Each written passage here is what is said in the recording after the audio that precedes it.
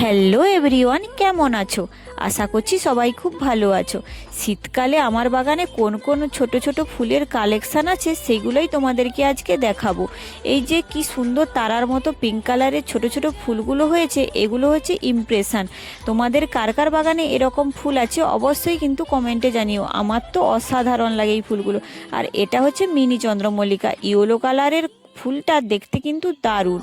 আর এটা হচ্ছে যে সাদা আর হলুদের কম্বিনেশনে চন্দ্রমল্লিকা, সিঙ্গেল ফুল হলেও দেখতে কিন্তু মন্দ নয়, আমার তো খুব ভালোই লাগে। আর চুলে দিয়ে যখন ফটো তুলি অবশ্যই সুন্দর লাগে।